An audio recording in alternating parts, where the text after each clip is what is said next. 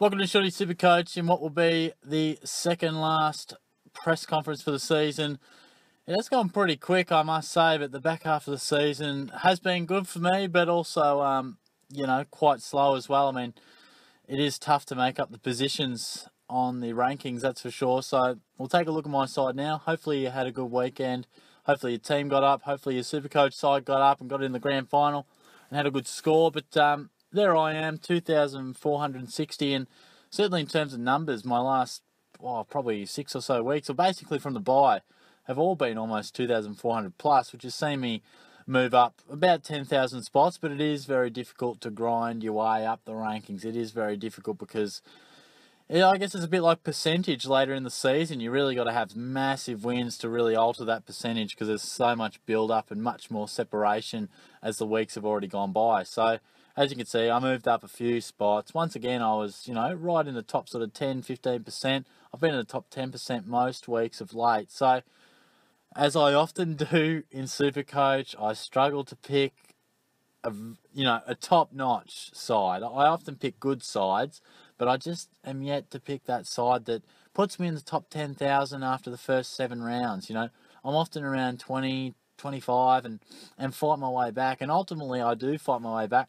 I also need to probably approach the buys differently because I continue to have one that really struggles. And I'm a believer that you can't magically avoid the buys with all this crazy planning. I think there's some things that are outside of your control, and you've got to ride the bumps in the coming weeks. And I did have a little bit of misfortune in the buy period. So they're probably the 2 takeaways, and I'll do a bit of a summary at the end of the season, but certainly 2 takeaways. Starting side, working my way through the buys, and there's one thing that I always do, and it's trade well. I always trade extremely well. I've still got a few trades left. Realistically, I probably could have traded last week to improve my side somewhere, but I just didn't feel that there was anywhere that I absolutely had to. I'll take a look at my side now, because I think I've got the 3 trades left. So I'm not even going to use all of my trades. Sorry, I've got 2. So look, I probably will use all of them. And look, Webster, the 83, he was better, but he's probably the one on the chopping block. Lloyd, Laird, Brayshaw, Simpson, all really good. Hurley hasn't been as good as I would have liked. Again, a bit of struggle with the captaincy, but I think a lot of people would have had that happen. And look, my 3 captain options were Cripps, Dangerfield, and Mitchell. So I guess in that respect, it was as good as we could have hoped for. Martin was back to his very best, and solid contributions from Oliver, Merritt, and Cornelio. And look, Gawn. It's funny how we often look towards the midfielders as captaincy options when realistically Gawn is averaging just as well, if not better than most of these guys. So we really should, maybe I should, maybe you guys out there do, but both rucks were dominant, really, really good.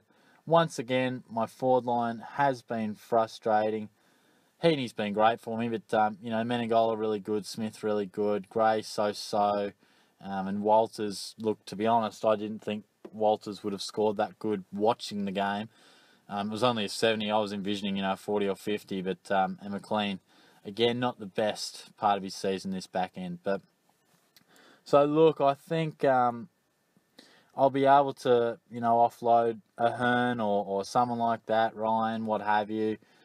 And probably Yo is the one I want to look to bring in. And it's probably not so much about who I want to bring in as well as who can come in and who should go. So I think, Walters is maybe one guy you'd look at, and Webster's one guy you'd look at. They're obviously my lowest ranked defender and forward.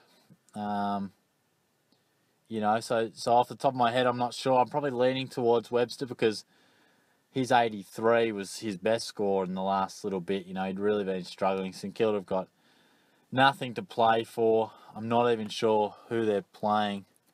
It'll tell me down here it'll tell me on the AFL website, won't it? I really should know just off the top of my head, but can't quite think. No, playing North Melbourne, so not a tough side, but he's he's just not in that good of form. And, he lined up on Gunston on the weekend. That's not really what we want. We want him to be a rebounder, and it's, Nathan Brown going out probably made him a little bit more accountable than I would have liked. So I think it'll be Webster, and I think it'll have to be Yo, and I'll be able to manage that. Ahern's knocked up quite a bit of coin, so I dare say that will be how it works out. Webster out and Yo in, and he's been looking really good, and obviously playing Brisbane. West Coast, they're still going to want to find some good form. I shouldn't speak too soon because the teams will come out, and I might not have the option of trading luxury. I might have some necessity trades to do. So, to my knowledge, I don't think anyone's under a cloud. So fingers crossed no one gets rested or anything like that. Hopefully, because there are a lot of positions within the 8 that are live, you'd like to think the teams have a fair bit to play for. Plus, there's a bye in between the finals, which I bloody hate. Don't get me started on that. It just goes against absolutely everything that we've played this whole home and away season for. But anyway, that's something for another day. But look, I'll wind it up there, guys. Thanks for tuning in. Team's going pretty well. I would love to have an absolutely outstanding final week.